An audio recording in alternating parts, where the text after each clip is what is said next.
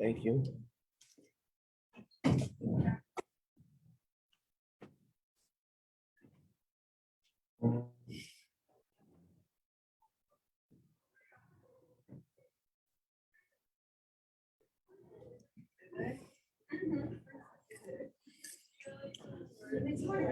Good morning.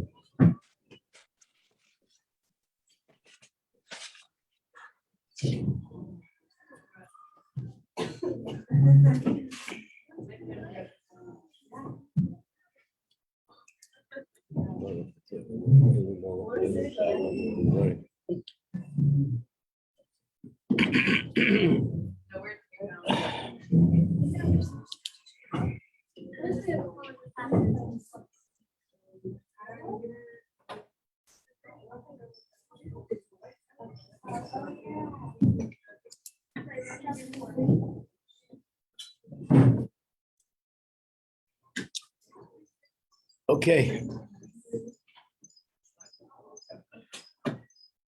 We will continue. We left off yesterday.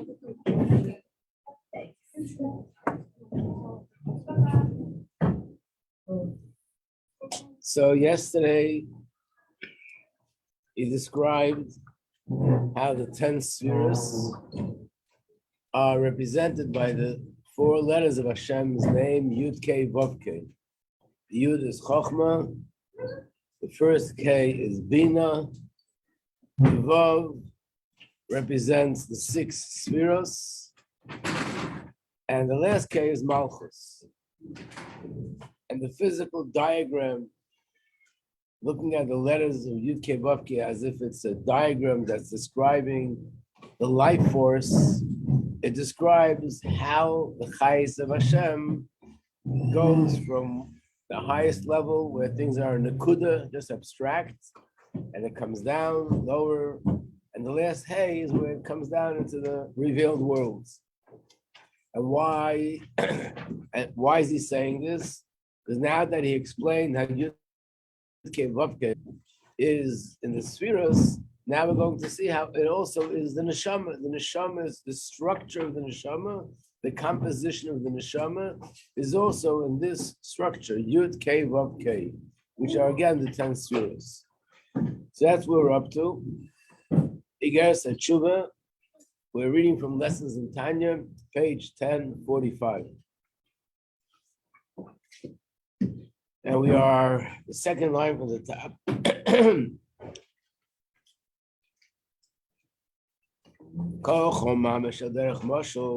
In the same way, of course, it's a mashal.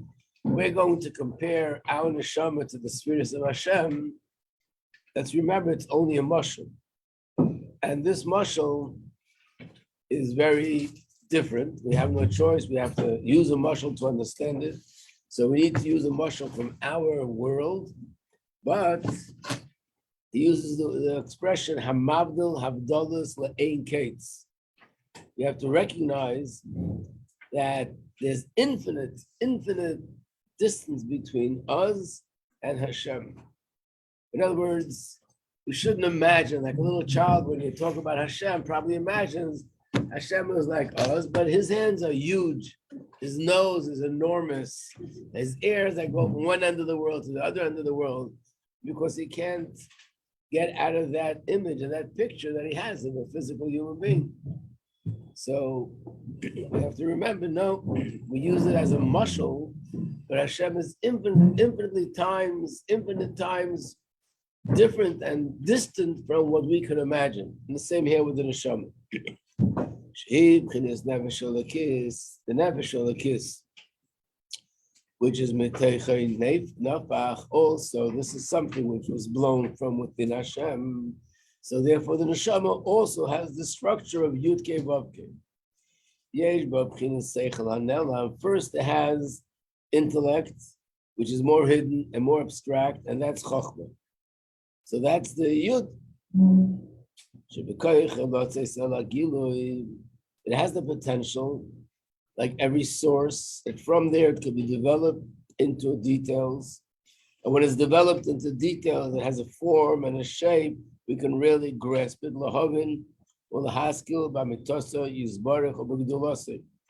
This is the nefesh kiss, that we can understand the greatness of Hashem and the truth of Hashem.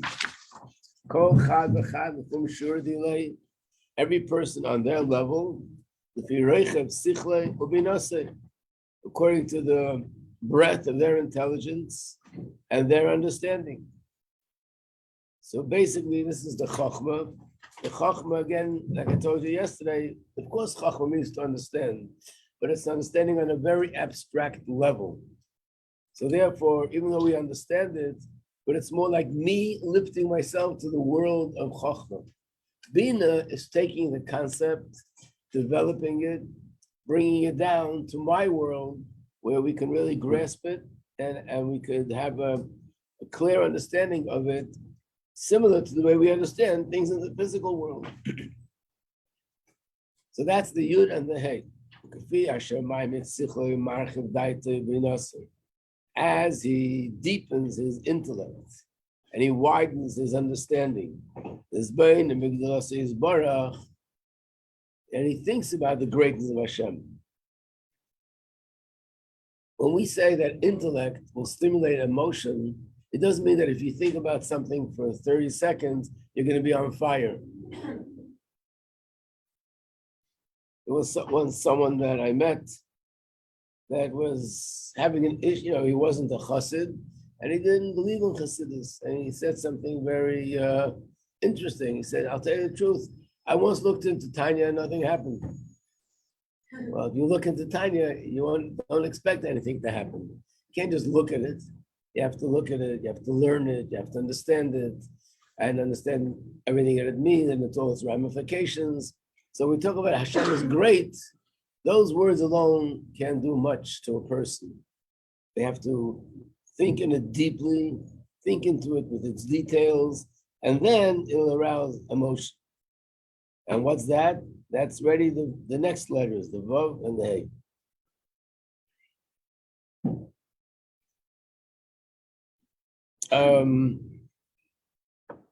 As I'm remezes binasi b'oisei, so the bina, when I take this concept and I broaden it and I develop it and I go into the details, that's the Hey, because the Hey versus the Yud has length and width. That means that the concept has a lot of details to it.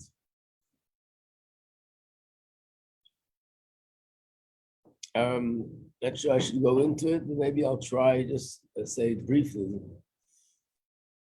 You see, he uses the language that there's in seichel, in intellect, in logic, there's depth, there's width, and there's length. In other words, the three dimensions that we know in the physical object, everything physical and space has three dimensions: length, width, and depth. How does that apply to intellect? Intellect is not something physical. So when we talk about depth in intellect, depth means, again, let's remember that the words, even though we usually use them in reference to something physical, but that's the very limited definition. Every word has a much broader definition where it's not limited just to a deep closet or a deep hole in the ground. So a person can say that my feelings about this and this are very deep. What does that mean? It's not just using the word sort of loosely, because the word depth, when you talk about space, and the word depth, when you talk about feelings, it's the same concept, the same principle, except this is in the realm and context of physical space, and this is in terms of feeling, that this feeling is not just superficial, it comes from a very deep place. And the same thing with intellect. Depth in intellect means abstract. The more abstract something is, the more deep it is. What's length? Length is the opposite. Length means how much I could take this concept and bring it down and simplify it and sort of explain it on the simplest of levels. There are many, many levels of that itself, but bringing a concept down, that's the length. Understanding the concept in its depth, and a more abstract level, that's the depth. Knowing the details of the concept, that's the width.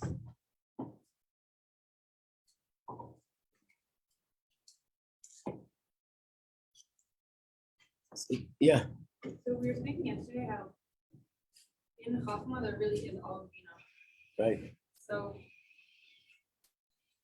in the Yud in Chachma, there really is depth, length, and width. You just can't see it because it's like in one Nekuda. Right, exactly. Now from there, so the hay represents something that has length and width.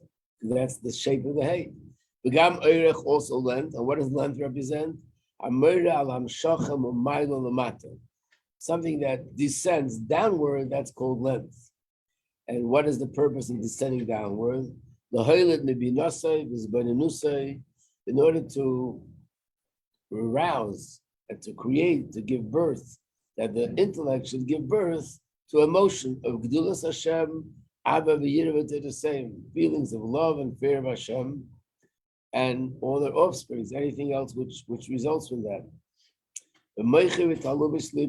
First, in the heart, these hidden compartments in the heart, and then in a revealed place in the heart. So, what he says here, these two lines, is based on something which is found in Tanya, in the beginning of Tanya. So everybody here knows it, I'm sure, inside out. And that's Perek Tes Zayin and Perek Yud Zayin. You remember he spoke about that there is emotion in the heart, and there is emotion in the mind and the recesses of the heart.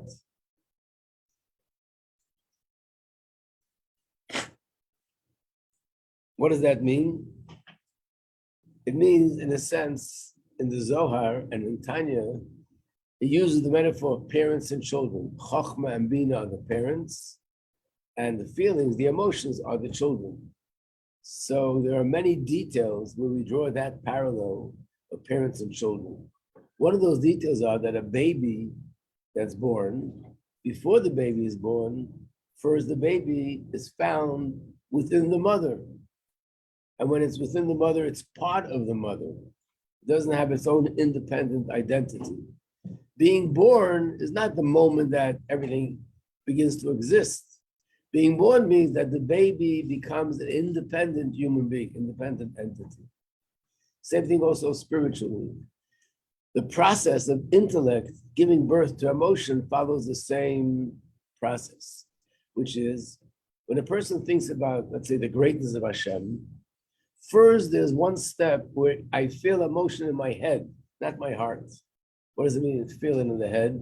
I think about the greatness of Hashem, and in my head it registers, wow, after understanding this and this and this and this, I should really love Hashem with all my heart and all my soul. And that is still not love and heart, love and feeling in the heart. That's called emotion in the head. From there, eventually, it moves on from the head to the heart. That's when you actually feel a sensation in the heart of love for Hashem or fear. So there's two levels. And that's what the Alter Rebbe says in Tanya, even, he's talking about a Beinoni, even if a person doesn't feel love and fear in his heart, which means to feel an actual sensation of love in the heart like a person feels towards another person, towards family members, towards children, towards a spouse, even if he doesn't feel that, but he feels love and fear somewhere in his head. And that's enough to bring him to do all the Torah mitzvahs, to become a Beinoni. So that's what he's saying here, that when a person thinks about the greatness of Hashem, not just in, first of all, the Nekuda, this the beginning, then he goes into all the details. It creates feeling of love and fear of Hashem in the realm of intellect. And that's all included in the Yud and the K. And then from there, it travels to the heart, and that's the Vav and the Hey. That's what he's saying now.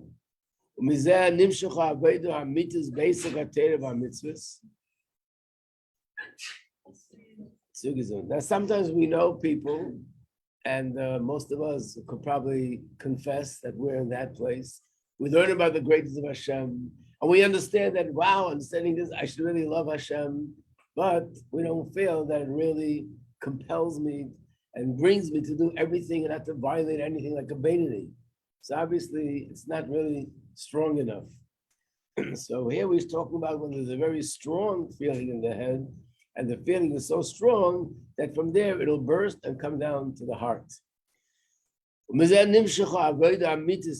leads to true service of Hashem by learning Torah and doing mitzvahs, the Kol, the Dibra, B'maisa, which is performed either through speech or through action. And that is, the letters Vav and Hey.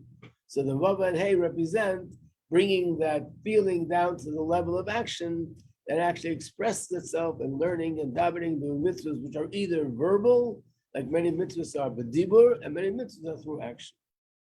So Vav is the speech and Hey is the action. The Vav, well, it looks like over here, for some reason or other, he's bringing it all together. He's not separating one. He's saying Vav and the Hey is speech and action. Probably Vav is more the speech and the Hey is more the action. Yeah.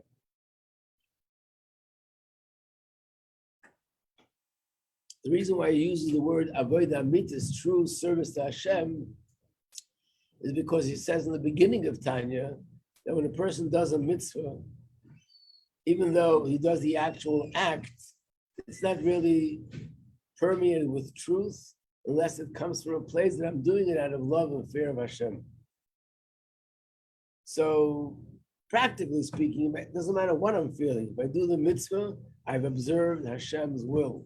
If I do a mitzvah, I did what Hashem wanted me to do. And I'll get the reward for that. And not only that, I accomplished what needs to be accomplished. Like I told you once, if a person puts on the switch, sometimes it's Shabbos, you realize there's a switch there, and you lean on the wall and you turn on the light. And you say, I don't understand, it's not fair. I didn't want to turn on the light. Doesn't matter whether you wanted or you didn't want, if you turn that switch, the light goes on. When we do a mitzvah, person lights Shabbos candles, person eats matzah, person hears the shofar, shakes the lulav and the esrog. No matter what my intention is, it accomplishes spiritually, it turns on the spiritual light that's supposed to be there. But in order to have more depth to it, more emes to it, that's when it's filled with a feeling of emotion towards Hashem. So that's why he's saying that this will lead to true service of Hashem, that by serving Hashem, it has not only a body, but it also has a soul. And the soul is the emotional feeling towards Hashem, doing the mitzvah with emotion.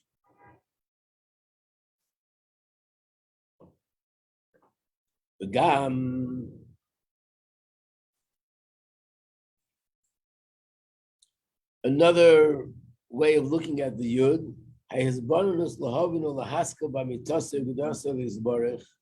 the ability to contemplate and to think deeply into the greatness of Hashem. Where does that come from? How do we know the greatness of Hashem?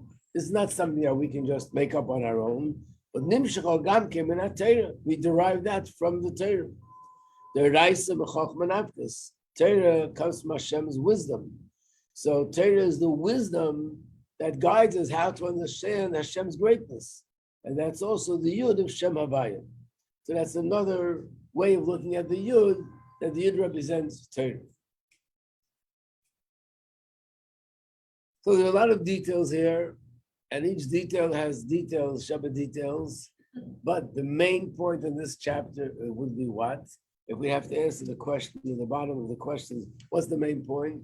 The main point is that every neshama, the difference between the neshama and everything else in creation is that everything in creation comes from Hashem's speech, and the neshama comes from Hashem's blowing.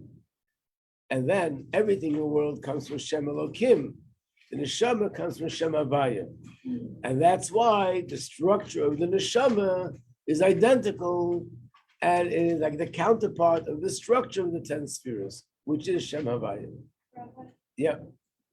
I don't understand why we need to know. Why we need to know it? Yeah, Which part? I'm trying to understand it so hard, and I don't know why I need to know.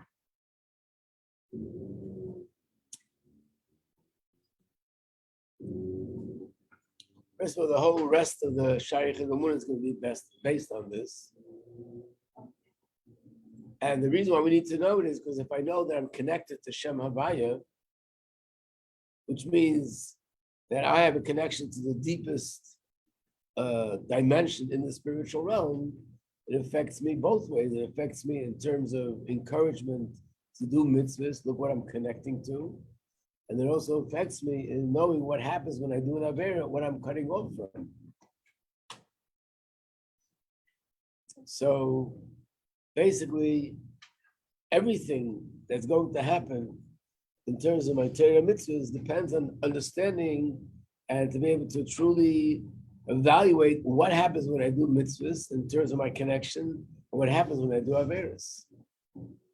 So for example, the main thing he's going to bring out later is that everything I do has an effect in the spiritual realm. There's so many things that we learn to appreciate when it comes to mitzvahs when we understand this. And then there's so much to understand and appreciate why we have to be so cautious not to do an Avera, because I'm connected to Shem Havaya, which means everything I do here does there. So to use an example, if you walk into a room and there's 20 switches on the wall, someone who doesn't really understand says, "Oh, there are 20 pieces of plastic here. When you put this up, it makes a musical sound. When you put it up, it's another musical sound. Like the phone, sometimes you click on the phone, it has musical sound. You don't realize that when you put on that, 2 blocks away, there's a big building that all the lights went on, all the lights went off, all the machines were just closed. This hospital that had all the electricity just went down. So if you know that turning on these switches affects something somewhere, you are more careful with what you're doing." Yeah.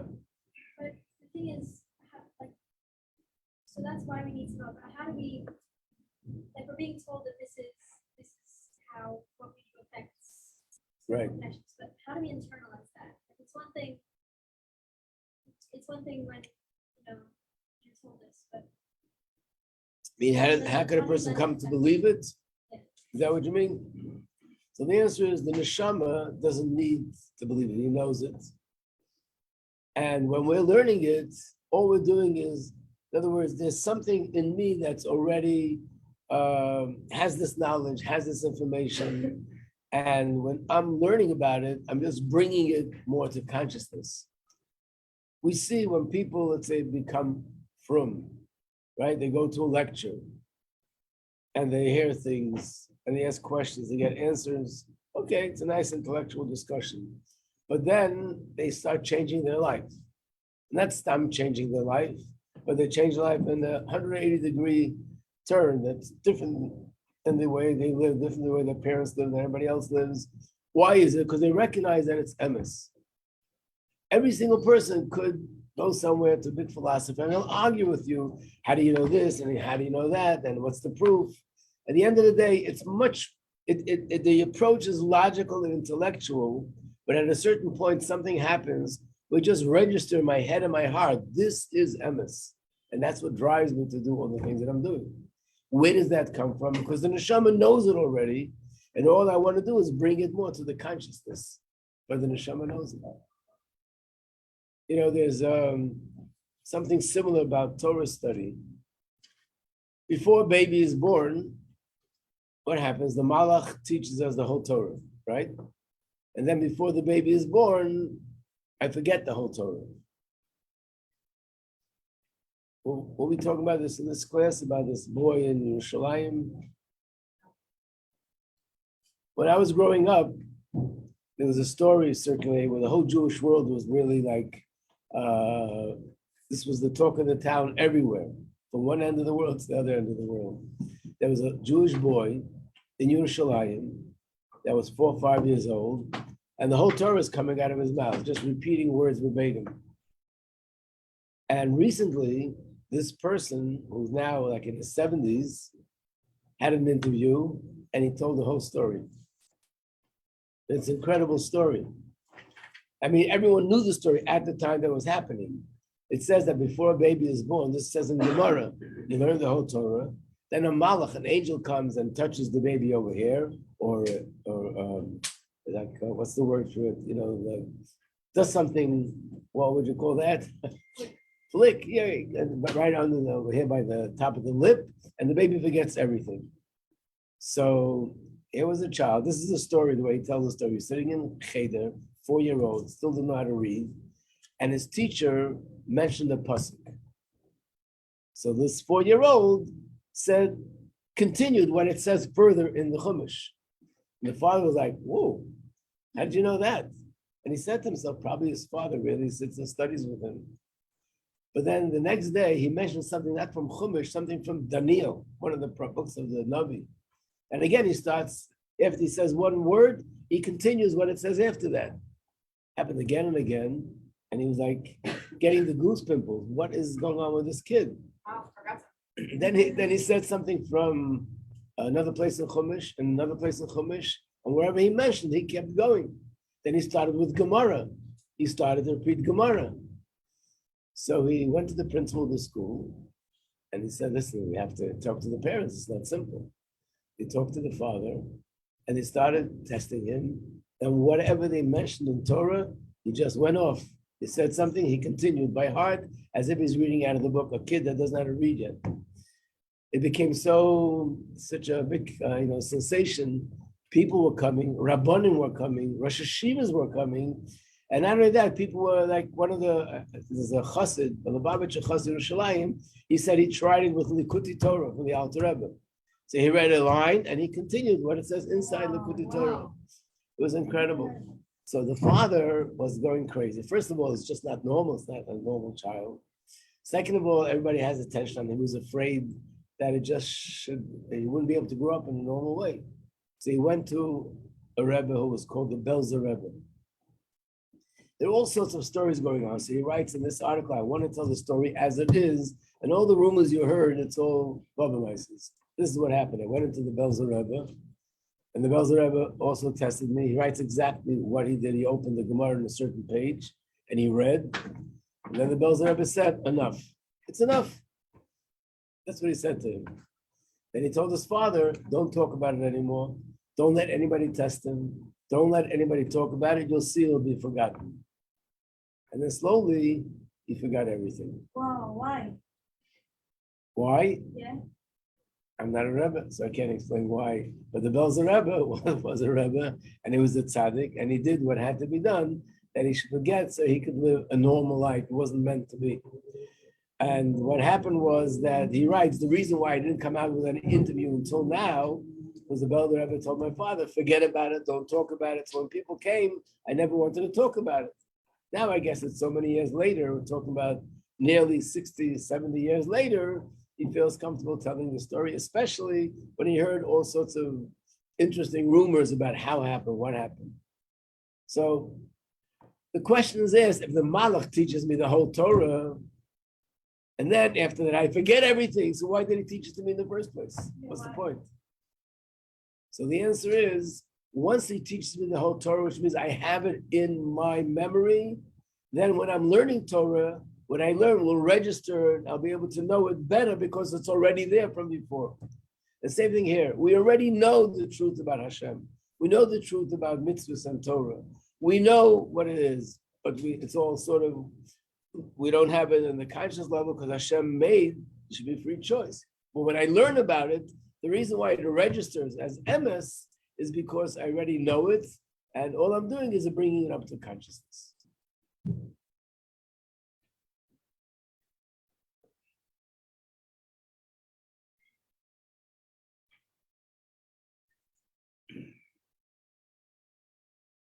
What is register?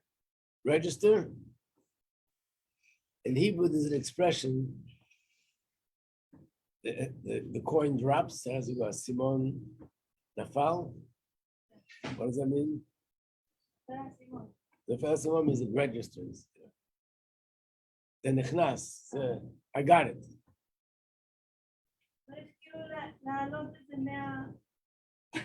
Tatakara, Nakara. Okay. How's my Hebrew? Okay. So this is chapter 4. And let's go to the questions. Rabbi? Yes. Did Bina already expound on the concept of Chachma and adds like with them dimension and everything? Then what's left for Das? Because even though I understand it, the question Rotem just asked, the answer to that question is that's the function of Das. There's different parts of the brain. Even medical professional people, when they study the brain, they will tell you there's a part of the brain for memory, there's a part of the brain for other things. And in fact, God forbid if there's any damage, depending on which part was damaged, that's the part where the person will have a weakness. So there's literally, it's one brain, but there's different parts of the physical brain that have different functions. So according to Chassidus, the part of the brain which we call Das, its function is not understanding, not comprehension. That's the part of the brain that allows the concept to register. Again, what does the word register mean? I think those who speak English know what it means. It means it actually penetrates and I get it. And the famous mashal that's given in Chassidus, it was given by a mashpia, but the Rebbe actually repeated it once by a Fabrengen, that there were years ago, the small little villages would hire someone to teach their children. And this someone wasn't only a teacher for children because they had no knowledge at all. They were all very simple people. He was their source for everything. Anything they needed that had to do with Yiddishkeit or anything a little bit more educational, he knew the answers. So in fact, even when they got a letter, they couldn't even read the letter. He would read it for them. So one time, the person who hired him got a letter from his mother, and he asked him to read it. And he reads the letter, which describes how apparently his father was sick. And then it says that on this and this day, his father passed away. When he heard the news, he fainted. So the mashpia said, I don't understand. The man who was reading the letter was reading it first. He was like the first one to hear the news. He didn't faint. He didn't get emotional. This person who hears it like a cliche, he hears it from the first guy, he faints. Why? The answer is because it's not his father. In other words, it's not connected to me. So if you ask a person, is this news terrible? The answer is yes. Is it the worst news that could be? The answer is yes. Why aren't you fainting? Because it's not my father. So when we learn about Hashem, the same thing. It's concept, but it's not connected to me. Das is the part of the brain that makes the connection to me.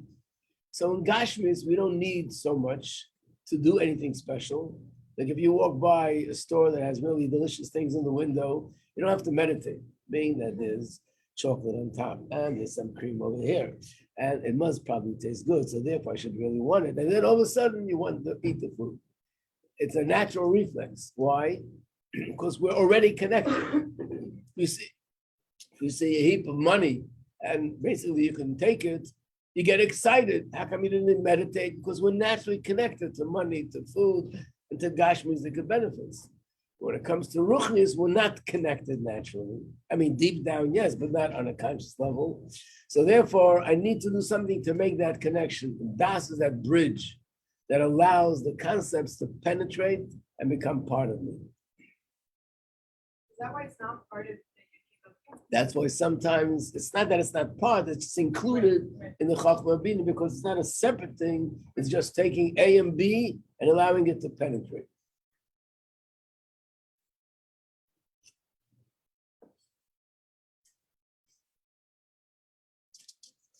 Before we end the Perek, I just want to bring in awareness about tomorrow night. So everyone knows that tomorrow night is Slichas. Slichas is something which is recited every day from Sunday all the way through until Rosh Hashanah. The only difference is that all the other days it's said in the morning before Shachris, and the first day, which is Sunday, we start at midnight, which is 1 o'clock. The reason why we do it at that time is because it says that that's the time where Hashem's attribute of mercy is more accessible. And that's what we're sort of reaching out to, Hashem's attribute of mercy. And of course, we're asking for a good year, asking for a good year of Gashmis, we're asking for a good year of Ruchnius. even though some people have a question about that. A good year is what's the point? It's free choice. There's nothing to ask for. You just do what you have to do. So we're going to have a class on that next week. How does it make sense that we're also asking for a good year Beruchnius? But it is a very important part of our davening. So there's a story told, and it's told about Slichas. The Alter Rebbe had a chassid. His name was Shmuel Munkes. On one hand, he was a very big chassid, very, very big. The Alter Rebbe was very close to him. On the other hand, outwardly, he conducted himself in a very humorous way, and people thought he was some sort of a clown, but in reality, he was hiding his greatness. So there are a lot of stories about him and about the interesting things that he did. So one time he was traveling to the Alter Rebbe. In those days, traveling took a few days. He was traveling to get there for Rosh Hashanah, but he couldn't make it for Rosh Hashanah.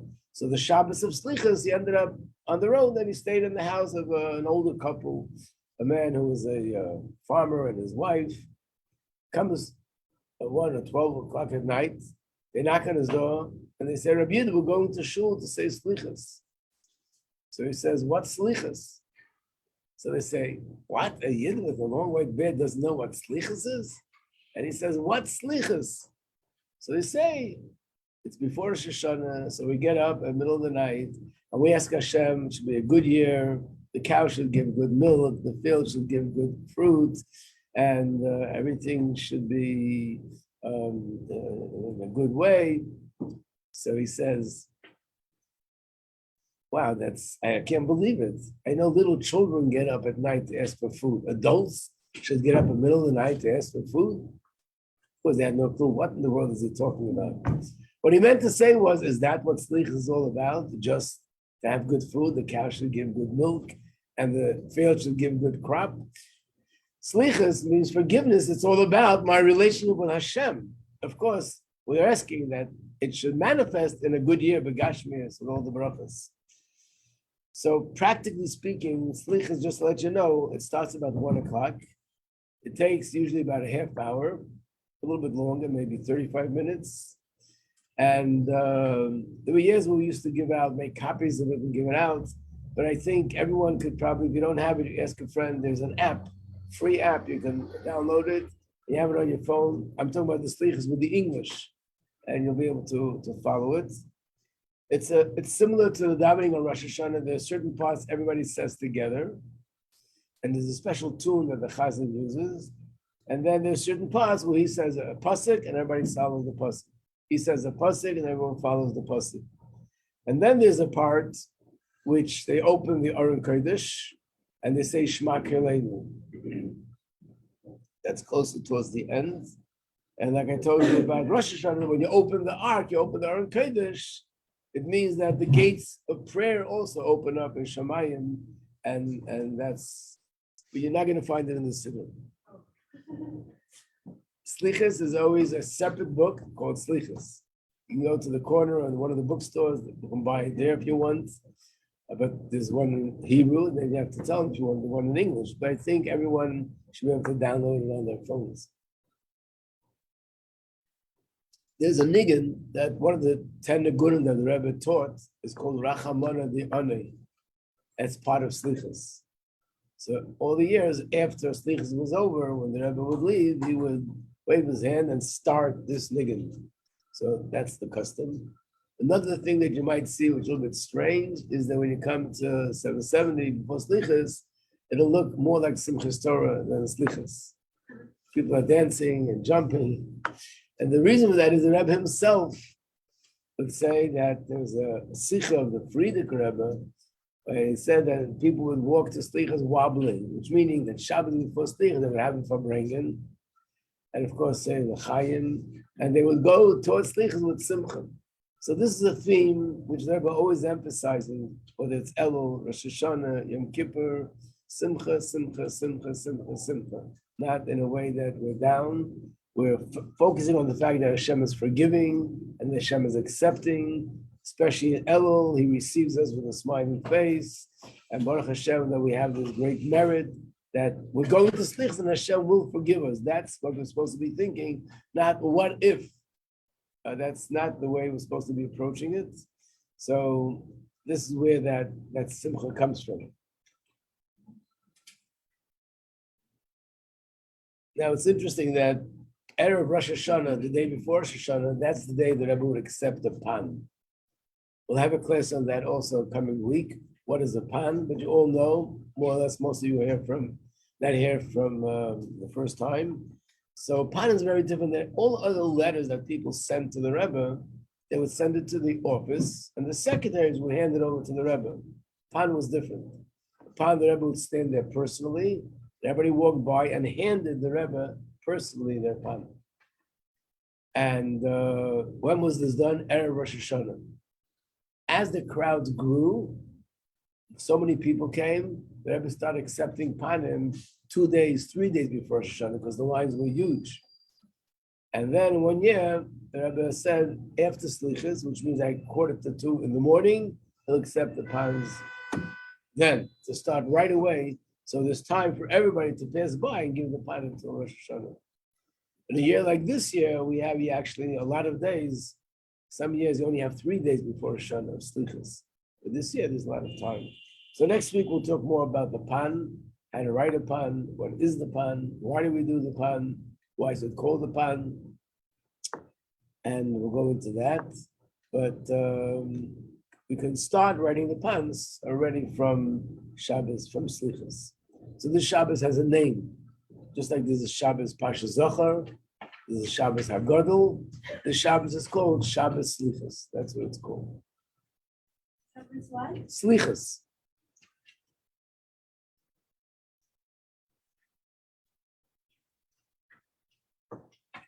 Okay, we'll go through the questions, but we do have competition with the clock. The clock says you have to go through the questions next week. Okay, so we'll have to stop here. Wishing everybody a good Shabbos. And we should be saying Slichas in Yerushalayim in the Beis Hamikdash. Yeah. Next week, when we're saying simple Shabbos, when do we, which part do we say? Say before Shabbos. Before everything. Before Kabbalah, before everything. Right. December 70, for example, the Rebbe's minyan starts at 10, Slichas is said at 7. 7 o'clock in the morning. Oh, no, next time. Not because it takes so long, but because this time that Hashem's certain attributes of mercy are shining is more the earlier part of the morning. Some people do it at 6, at 5.